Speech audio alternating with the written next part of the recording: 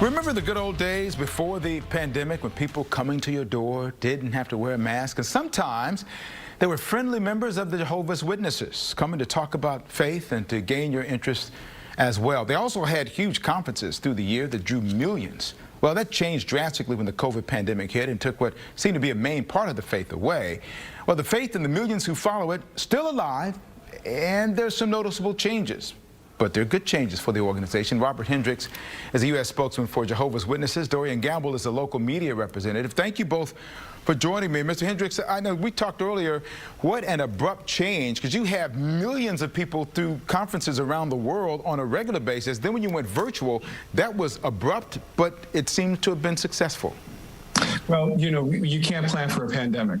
So as we think about what happened a year and a half ago, 19 months ago, it's not only unprecedented, it's historic. And we look back on it and we come out of this, we think, a better organization, better able to serve the 8.6 million Jehovah's Witnesses around the world.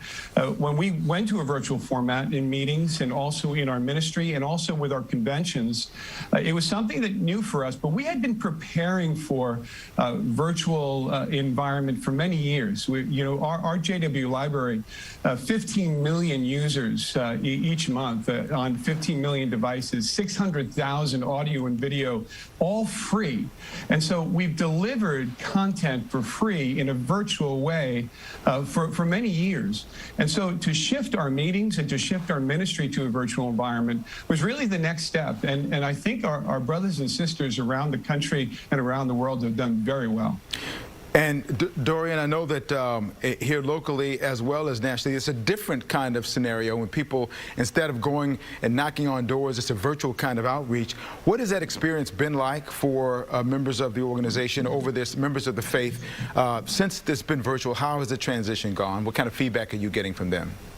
Well, the feedback has been marvelous. The transition has been exhilarating, really. We were used to being out in the street in the public. You probably saw our cards down on the Strand or in the medical center, or we were in the airports. And now we've really honed in our skills in talking to people in new ways. That may mean, I know you mentioned, Kimberly, you ran into people in the grocery store and they were able to share something of encouragement. For the most part, we've been contacting people via phone and letter writing and seeing marvelous results. And as a whole, locally, we've seen that many of the congregants have drawn closer to each other. This whole process has been rather unique. The question now, Mr. Hendricks, is how long you plan to continue doing this. Obviously, you can't plan for a pandemic. You can plan to try to come out of it, though. What is the near and long-term prognosis for the virtual context? Well, it's interesting that you say you can plan to come out of it. I think we have a good idea how to go into a pandemic because of all of our what we've done and all of our experience over the last 19 months. We don't have an idea how to come out of it. And so we're working on that. In fact, we've just in the last weekend piloted, tested meetings in 12 congregations in Puerto Rico, which is at alert level 1. So it's the only place in our branch territory in the United States that qualified to have meetings. We had localized meetings, invited guests, vaccinated, and we actually had very successful meetings this weekend.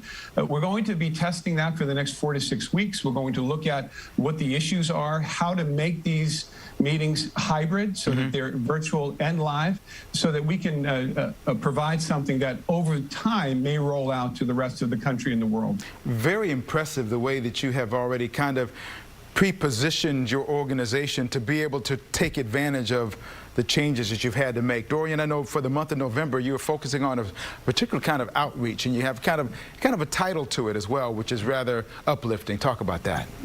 Yes, the goal of this campaign here in Houston and around the world is to distribute a special edition of the Watchtower Magazine with the subject, "A Better World is Near." Now, the message is about hope. And we know that hope is not what we know, but it's actually what we believe. And this magazine really bridges the gap between hope or knowledge and belief. For instance, many people in Houston have prayed the Lord's Prayer. They know it. But what does it really mean when that kingdom comes? Well, this magazine answers the question. And it's interesting, as we kind of understand the importance of hope, we see that it can help us physically, but Jehovah's Witnesses believe it can help us spiritually.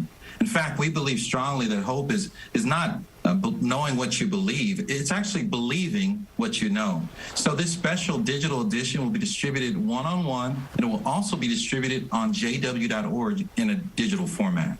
So, and I'm assuming both Robert and Dorian that jw.org is a place to go if you want to get more information about your events that are coming up or anything else that's going on with the organization. And Mr. Hendricks, I'm guessing that you can stay on, if you want to find out what's going on about how you're going to transition out of it, that may be a good place to go. JW.org is really the most translated website in the world, more than 1,000 languages. It's available to all, and it has all the information that's needed in order to get up-to-date information on both the pandemic, where the organization is, and also to receive information on our virtual conventions, which we deliver through that site. So it's a powerful site, and we encourage those to go to it. And I will add this, that for those who are curious about the religion, the faith as is practiced by Jehovah's Witnesses, it's a good place to go and see the similarities or differences between what you may believe and what they believe and whether or not you're a good fit as well. So Robert Hendricks, Dorian Gamble, thank you so much for what you're doing, and stay safe, and thank you for bringing us up to date on what's going on in your organization and your faith. Thank you so much. It's a pleasure. Appreciate it. Thank you.